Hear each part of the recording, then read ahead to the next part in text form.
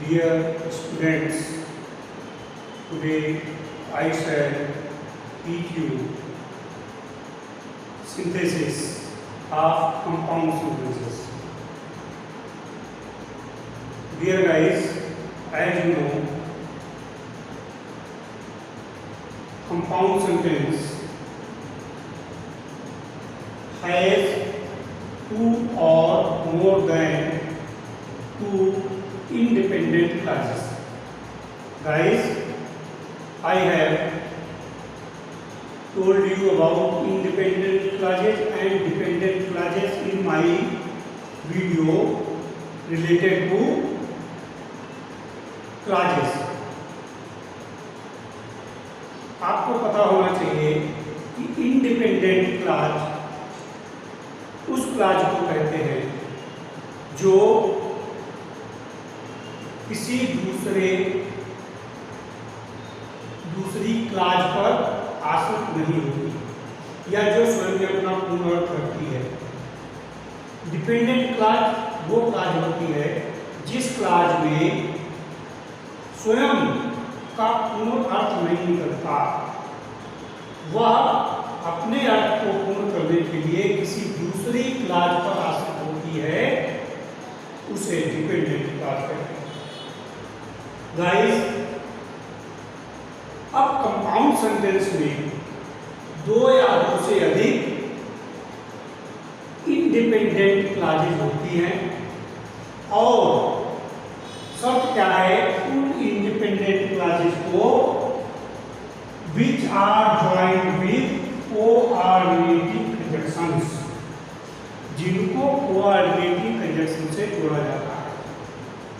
Guys, दो या दो से अधिक इंडिपेंडेंट क्लॉजेज होंगी और उन क्लॉजेज को जोड़ने के लिए एक सेंटेंस बनाने के लिए, एक कंपाउंड सेंटेंस बनाने के लिए आपको कोऑर्डिनेटिंग कंजंक्शंस से जोड़ना होगा। जब हम कोऑर्डिनेटिंग कंजंक्शन से जोड़ेंगे, एक हो जाएगी प्रिंसिपल क्लॉज और एक हो जाएगी कोऑर्डिनेटिंग क्लॉज और बन जाएगा आपका कंपाउंड सेंटेंस। गाइस, अब हम तुम्हें कोऑर्डिनेटिंग कंजंक्शंस के बारे में बताना चाहते हैं। बच्चों, तुम्हें पता होना चाहिए कोऑर्डिनेटिंग कंजंक्शंस दो इंडिपेंडेंट क्लॉजेज को आपस में जोड़ते हैं। दो समान पदीय वाक्यों को आपस में जोड़ते हैं, उनको कहते हैं कोऑर्डिनेटिंग कंजंक्शंस। और कोऑर्डिनेटिंग कंजंक्शन से जब हम दो या दो से अधिक वाक्यों को जोड़ेंगे तो हमको एक कंपाउंड सेंटेंस प्राप्त होगा। अब हम देखते हैं कि कोऑर्डिनेटिंग कंजंक्शंस कितने प्रकार के होते हैं। There are 4 categories of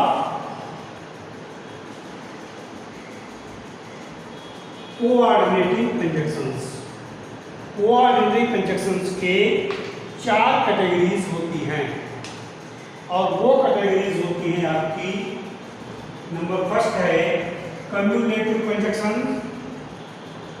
number second है alternative conjunctions, third adversative conjunctions and fourth illative conjunctions. Hindi में इनको कहते हैं, जो नंबर 1 है कम्युलेटिव कंजंक्शंस को योग सूचक कंजंक्शन। योग सूचक का मतलब है जो दो समान पदीय वाक्यों को जोड़ता है, उसको कम्युलेटिव कंजंक्शंस बोलते हैं, योग सूचक कंजंक्शन बोलते हैं, जिनके अंतर्गत आते हैं and, as well as, both and, not only, but also। इनके अर्थ आपको पता होंगे। एंड एंड मीन्स और, एज वेल एज और भी, बोथ हैंड दोनों और, नॉट ओनली बट आल्सो न केवल इतना बल्कि इतना भी। तो इस प्रकार से इनके अर्थ है। जैसे इनके एग्जाम्पल्स आप देख सकते हो कि इसके एंड का एग्जाम्पल क्या है। जैसे Sita went to England, she return from England yesterday। अब Sita went to England, Sita England गई, she return from England yesterday, और वह कल वापस आई। अब देखिएगा, सीता इंग्लैंड गई, वह कल इंग्लैंड से वापस आई, और एंड से जुड़ करके वाक्य बना देंगे तो बन जाएगा आपका कंपाउंड सेंटेंस। इसके बाद में एज वेल एज का भी इसी प्रकार से प्रयोग किया जाता है। बोथ एंड और नॉट ओनली बट आल्सो, इनका प्रयोग इसी प्रकार से वाक्य में देखेंगे, उसके अर्थ के अनुसार इनका प्रयोग करेंगे। उसके बाद में अल्टरनेटिव कंजक्शंस। अल्टरनेटिव कंजक्शंस को हिंदी में कहते हैं चयन सूचक। चयन सूचक का मतलब जब आपको किन्हीं दो चीजों में से एक को आपको चयन करना हो तो आपको इन कंजक्शंस का प्रयोग करना पड़ेगा, जिसके हैं और, नॉर, आइदर और, या नाइदर नॉर। और माने या, नॉर माने ना, आइदर और माने या तो या, नाइदर नॉर मीन्स ना तो ना। जब निगेटिव में चयन करने को आ जाएगा तब नाइदर नॉर का प्रयोग करेंगे, पॉजिटिव में चयन करने को आ जाए तो आइदर और का प्रयोग करेंगे, या और का प्रयोग करेंगे, या निगेटिव में नॉर का। दूसरा नंबर थर्ड, एडवर्सेटिव कंजक्शंस, जिनको हिंदी में बोलते हैं विरोध सूचक। जब कुछ अपोजिट बात की जाए, विरोध की बात की जाए, तब हम विरोध सूचक या एडवर्सेटिव कंजक्शन का प्रयोग करते हैं। इसमें आते हैं but, still, yet, nevertheless, however, while. अब बट मीन्स लेकिन, स्टिल मीन्स फिर भी, एट मीन्स फिर भी, नेवरदलेस मीन्स तथा, हाउएवर मीन्स फिर भी, व्हाइल माने जबकि। इनका प्रयोग वाक्य में तब होगा जब विरोध के लिए। जैसे Ravi is ill, he goes to school. Ravi is ill, Ravi बीमार है, ही गोज टू स्कूल, वह स्कूल जाता है। तो इसमें बट या स्टिल या एट का प्रयोग कर सकते हैं, या nevertheless. Ravi is ill, still he goes to school. Ravi is ill, yet he goes to school. Ravi is ill, but he goes to school. Nevertheless he goes to school. However he goes to school. तो इस प्रकार से adversative conjunction से भी हम दो या दो से अधिक वाक्यों को जोड़ करके कंपाउंड सेंटेंस बनाते हैं। उसके बाद में बच्चों है नंबर 4 है इलेटिव। इलेटिव का मतलब है परिणाम सूचक कंजक्शन। कौन से? परिणाम सूचक, जिसमें रिजल्ट के बारे में, परिणाम के बारे में, कैसा करोगे तो ऐसा होगा। तो जैसे he is ill, he cannot attend school। अब he is ill, वह बीमार है, वह स्कूल अटेंड नहीं कर सकता, इसलिए। so means इसलिए, therefore means इसलिए, or means क्यों, hence means तथा, thus माने इस प्रकार। तो इनका भी प्रयोग हम कंपाउंड सेंटेंस बनाने के लिए करते हैं। डियर गाइस, कंपाउंड सेंटेंस बनाने के लिए एक दूसरा नियम भी है जिसके द्वारा हम कंपाउंड सेंटेंस बनाते हैं। अगर कोऑर्डिनेटिंग कंजक्शन से आपको कंपाउंड सेंटेंस बनाना कठिन पड़ रहा है तो आपको रिलेटिव प्रोनाउन और रिलेटिव एडवर्ब के द्वारा भी कंपाउंड सेंटेंस बनाया जा सकता है। रिलेटिव प्रोनाउन है who, whose, whom, which, that, और रिलेटिव एडवर्ब है where, where, why, how। इनका प्रयोग करके भी हम कंपाउंड सेंटेंस बना सकते हैं। अर्थ क्या होगा? हु का अर्थ होता है जो, और यहां पर कॉमा लगाने के बाद में सब्जेक्ट के स्थान पर हु का प्रयोग किया जाएगा, जिसका अर्थ होगा और जो, and he and she. For example, I met Ravi, he gave me a book। अब I met रवि, मैं रवि से मिला। he gave me a book, उसने मुझे एक किताब दी। अब इसमें क्या है, यहाँ पर I met रवि और रवि के लिए आया ही, तो ही के स्थान पर हम करेंगे कर्ता कारक नॉमिनेटिव कैसे, हु का प्रयोग। I met Ravi who gave me a book, तो हु का अर्थ आएगा एंड ही। इसी प्रकार से whose, whom, which, that अगर निर्जीव चीज है या तो जानवर है तो which का प्रयोग करेंगे या that का। उसके बाद में समय के लिए when का प्रयोग, स्थान के लिए where का प्रयोग, कारण के लिए why का प्रयोग, और अगर किसी काम में मैनर आ जाए, किस प्रकार से काम किया जाएगा, तो how का प्रयोग। तो इस प्रकार से हम इनका प्रयोग करके भी कंपाउंड सेंटेंस बना सकते हैं। Dear students, now I shall tell you about the very easy rule of learning all the coordinating conjunctions. I have put all these coordinating conjunctions in 6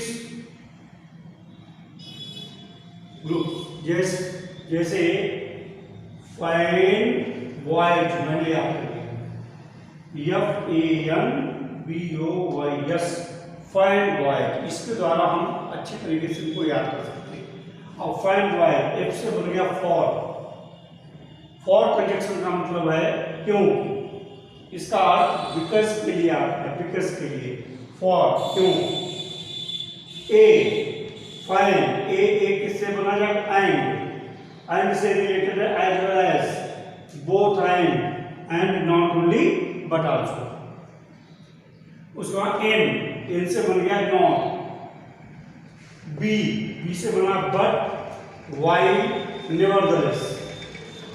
उसके बाद ओ से आपका कंजक्शन बनेगा और, अदरवाइज, एल्स, आइदर और, नाइदर नॉट। उसके बाद Y से बनेगा एक, स्टिल, हाउएवर, और एस से बनेगा सो, देयरफॉर, हेंस, दस। तो इस प्रकार से हम इनको अच्छी तरह से याद कर सकते हैं और इनको याद करने बाद इनका हिंदी में मीनिंग भी अच्छी तरह से याद होना चाहिए। जैसे फॉर मीन्स क्यों, एंड मीन्स और, एज वेल एज मानिए और भी, बोथ एंड मीन्स दोनों और, not only but also means न केवल इतना बल्कि इतना भी, नॉर मीन्स ना, बट मीन्स लेकिन, व्हाइल मीन्स जब, नेवरदलेस मीन्स तथा, और मीन्स या, अदरवाइज मीन्स अन्यथा, एल्स मीन्स भी अन्यथा, आइदर और मीन्स या तो या, नाइदर नॉर मीन्स ना तो ना, एट का अर्थ होता है फिर भी, स्टिल का भी अर्थ होता है फिर भी, हाउएवर का भी अर्थ है फिर भी, सो का अर्थ है इसलिए, देयरफॉर अर्थ भी है इसलिए, हेंस मीन्स तथा, दस माने इस प्रकार। तो इस प्रकार से आप इन सबको याद कर लीजिएगा और हम इनको अप्लाई करेंगे सेंटेंसेस में। फर्स्ट सेंटेंस है शी इज अगली, she is intelligent, sorry she is अगली, शी इज इल टेम्पर्ड, वह अगली है, अगली मीन्स बदसूरत, वह बदसूरत है, वह इल टेम्पर्ड है, इल टेम्पर्ड मीन्स बुरे स्वभाव वाली, वह बदसूरत है, वह बुरे स्वभाव वाली भी है। इसमें आप देखिएगा कि दोनों जो बैड क्वालिटी हैं, तो इसमें एक बैड क्वालिटी है फिर दूसरी भी बैड क्वालिटी है। ऐसे भी सेंटेंस हो सकते हैं जिसमें अच्छे गुण हो एक सेंटेंस में और दूसरे में भी अच्छा गुण हो, तो ऐसे वाक्यों को हम not only but also say जोड़ते हैं, न केवल इतना बल्कि इतना भी। तो she is not only ugly but intelligent, ill tempered also, और but she is ill tempered also. She's लगा करके आप पूरा वाक्य बना सकते हो और शीज हटा करके भी पूरा वाक्य बना सकते हो। तो इस प्रकार का आपका बन गया she is not only ugly but she is ill tempered also. उसका number second, he is lazy, he is clever. यहाँ पर अपोजिट चीज आई, वह आलसी है, वह चतुर है। अब ऐसे वाक्यों में वह आलसी है, वह चतुर है, ऐसे वाक्यों में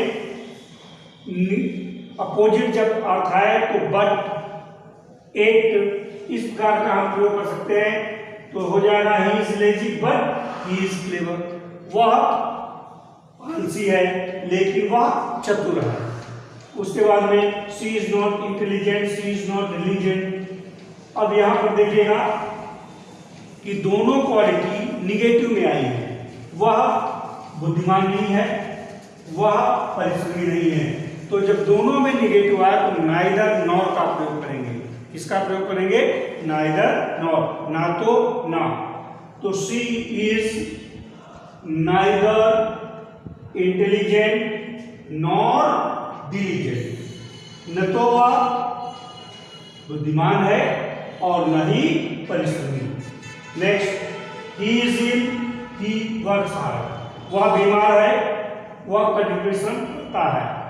अब ऐसे वाक्यों में फिर अपोजिट आ रहा है इसका, तो बट या एट या हाउ एवर, तो इनका या नेवरदलेस, इनका प्रयोग हम कर सकते हैं। तो ही इज इल, वह बीमार है, बट ही वर्क्स हार्ड, लेकिन वो कठिन परिश्रम करता है, या एट ही वर्क्स हार्ड। आप इस प्रकार से अर्थ के अनुसार इनको कंजक्शन जोड़ सकते हैं। Next, he is poor, he is honest, वह गरीब है, वह ईमानदार है। अब इसमें भी अगर देखेगा तो अपोजिट है कि वह गरीब है फिर भी वह ईमानदार है, तो एट का प्रयोग कर देंगे या बट का प्रयोग कर देंगे। तो इस प्रकार से बन जाएगा आई सा मैन, मैंने एक व्यक्ति को देखा, he gave me a stick. अब यहां पर देखिएगा, यहां पर प्रयोग करेंगे रिलेटिव प्रोनाउन का। आई सा मैन, मैंने एक व्यक्ति को देखा, ही गेव मी स्टिक, तो ही की जगह हु का प्रयोग हो जाएगा, कॉमा लगा करके करेंगे, पहले कॉमा उसके बाद हु का प्रयोग। तो आई सा man comma who gave me a stick, यहां पर हु का अर्थ आएगा and he. Next, Ram shot the bird, it flu away. यहां पर देखिएगा राम ने एक चिड़िया को मारा, या उड़ गई। तो यहाँ पर बर्ड के लिए आया है, तो यहाँ पर भी हम रिलेटिव प्रोनाउन का प्रयोग करेंगे, विच का प्रयोग करेंगे, कॉमा लगा करके विच लगाएंगे, तो बन जाएगा Ram shot the bird which flew away. Next, Rohan is wise, he is gentle. Rohan बुद्धिमान है, वह जेंटल है, वह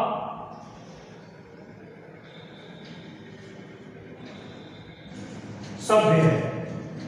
तो राम, रोहन इज वाइज, रोहन बुद्धिमान है, वह सभ्य है। अब इस प्रकार से दोनों अच्छे गुण आए तो नॉट ओनली बट आल्सो का प्रयोग करेंगे। Rohan is not only wise but gentle also, या but he is gentle also. तो गाइस, इस प्रकार से हम जितने भी कंपाउंड सेंटेंसेस हैं उनको हम जोड़ करके एक कंपाउंड सेंटेंस बना सकते हैं सिंपल सेंटेंसेस से, और शायद आपको इसमें कोई भी डिफिकल्टी नहीं आएगी, कोई भी परेशानी नहीं आएगी। आप इन कंजक्शंस को अच्छी तरह से याद करें, बाद में घर में प्रैक्टिस कीजिएगा, और ये जो है आराम से आप कंपाउंड सेंटेंस बना सकते हो। गाइस, आपको हमारा वीडियो अच्छा लगा होगा। आप अगर अच्छा लगा है तो इसे आप सब्सक्राइब करें, और आगे आने वाले वीडियो जिससे आपके पास तक पहुंच सके। That's all.